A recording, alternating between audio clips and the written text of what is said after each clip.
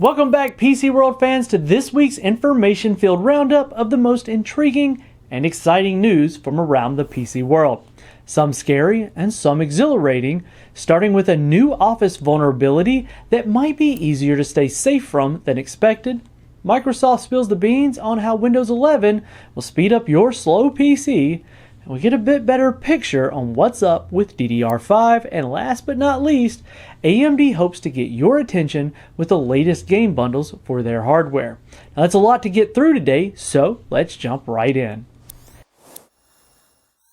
PC World's own Mark Hawkman got this week going in a big way with his report on Microsoft Office's latest vulnerability. The hack was reported to Microsoft this past Sunday by EXPMON, and on Monday, the company confirmed it through a security update, but they have yet to actually issue a patch. The vulnerability takes advantage of the MS-HTML rendering engine that is used in Internet Explorer. Now, developers aren't really using that engine anymore, so they're actually going through Microsoft 365 or Office documents because the IE engine is still running on those.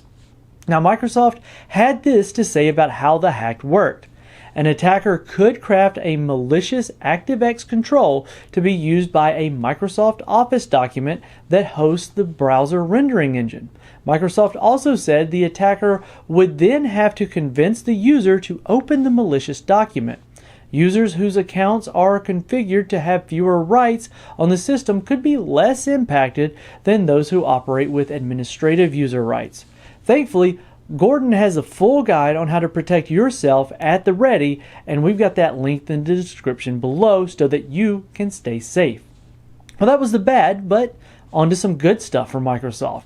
Now, they recently unveiled a little more in regards to Windows 11 and how performance will be handled by the operating system. In the past, with Windows 10 and earlier, the more programs you load up in the OS, well, it gets bogged down and sluggish, which makes the system tend to respond slower till you start closing things anyway. Well, with Windows 11, the OS will be able to detect and favor the apps that you're currently actively using at the time and slow down those background tasks. The other way that Microsoft is looking to make your computer feel much faster is in the way that it handles sleep mode. In Windows 11, when you enter a sleep state, your PC's memory will go into a low power state but still remain active.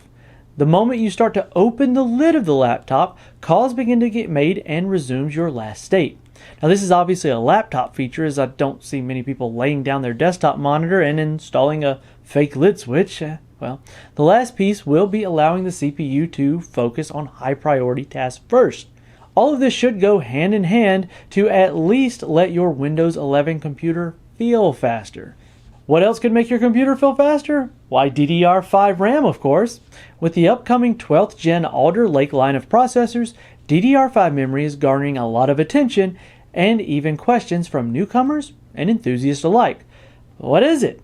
Well, it's the next step in a long line of DDR, and with that comes massive capacity boosts. For example, in a single stick of DDR4, the largest you're going to typically see is around a 32 gigabyte stick.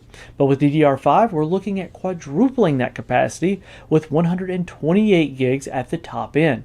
As far as performance is concerned, we're expected to see about a 36% bandwidth increase when DDR5 and DDR4 are at the same 3200 megatransfers per second speed. A DDR5 4800 module compared to that same DDR4 3200 module is more along the lines of 87% increase in bandwidth. Now, don't expect to be able to plug these new DDR5 modules into your existing computer though, and honestly, there's much more to this story, as this was just a high-level explanation of what to expect thanks to the latest information that we have. Now, you can learn more by following the link in the description to Gordon's full breakdown of everything we know so far. Now, let's be honest here, all we really want to do at the end of the day with all of this computing power is play games. Am I right? Well, AMD knows this all too well. And with Nvidia announcing partnerships with Battlefield 2042, you can bet AMD was ready to get their own bundle out to the world, and they have delivered. Now, there's a combination of titles here, with the first one being Resident Evil Village, which we've even gotten to test out with Fidelity FX Super Resolution update here on the channel. Now, the other title is the upcoming highly anticipated Far Cry 6. Now, what do you have to do to get these titles in a bundle? Well, you're going to have to jump into the world of pre-built and gaming laptops. If you're already in the market, then it's going to be quite enticing. Well, Nvidia is offering Battlefield 2042, and AMD is offering Resident Evil Village and Far Cry 6. Which one would you choose? And with that, we bring another big week in the world of PC hardware and software to a close with another vulnerability from Microsoft, albeit an easy one to mitigate.